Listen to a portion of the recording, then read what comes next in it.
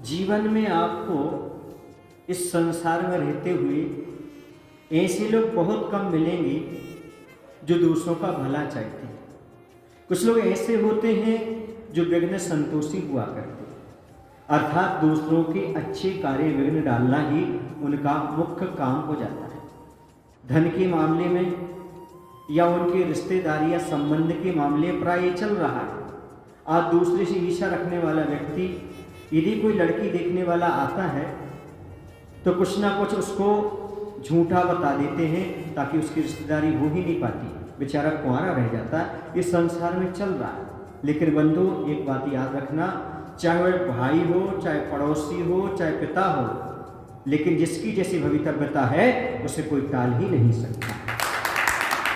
जिसका जिसके साथ नियोग होना है, जिसे जो संपत्ति प्राप्त होनी है, उसे लाख भी लोग उपाय कर लें तो कोई बाल वाका नहीं कर सकता। कहते भी हैं, जाको राखे कर्मणा मार सके ना कोई, और बाल ना बाका कर सके जो जग वेरी हो। कोई कर्म ही सबका रक्षक हुआ करता है। ऐसी एक कहानी है। वत्स देश के अंतर्गत एक कौशाम्बी नाम की नगरी थी। वहाँ पर एक राजा राज्य करते थे जिनका नाम था उदयन। वे संगीत कला में निपुण थे। वहीं पास में एक उज्जैनी नगरी थी जो कि अवंती देश के अंतर्गत आती थी। वहाँ के राजा थे चंद्रप्रद्योत। उनकी राजकुमारी जो थी वह थी वासवदत्ता। वह भी संगीत में बड़ी निपुण थी, बड़ा शौक था उसे संगीत का। वह संगीत सीखना चाहती थी और आगे बढ़ना चाहती थी।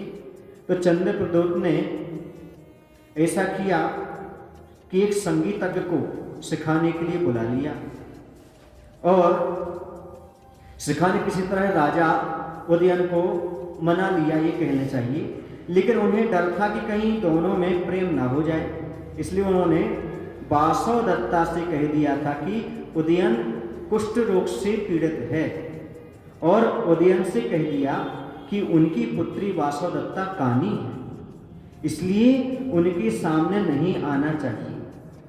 इस तरह जहाँ संगीत की शिक्षा दी जाती थी वहाँ दोनों के पीछे पर्दा डाल दिया जाता था। एक ओर वासवदत्ता थी और दूसरी ओर उदयन जो कि सिखाया करता था। ऐसा दोनों का बहुत दिन तक चलता रहा।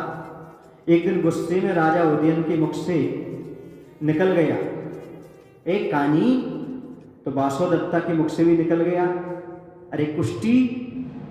दोनों आपस में ऐसी तू में भी पर्दा फाड़ दिया। देखा तो ना तो वासवदत्ता कानी थी और ना राजा उदयन कुष्ठ रोगी था। अरे ये क्या? बोले अपने पिताजी ने ऐसा किया है।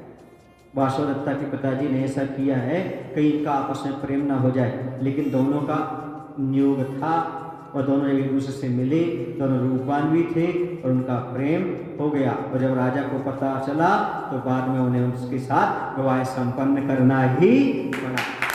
इसे कहते हैं बंधु, भवितव्यता होनी होकर के ही रहती है। इसलिए हमें कभी भी किसी के बारे में बुरा विचार नहीं करना चाहिए। जिसमें जो पुण्य में है वो अपने आप प्राप्त होकर चला जाता है।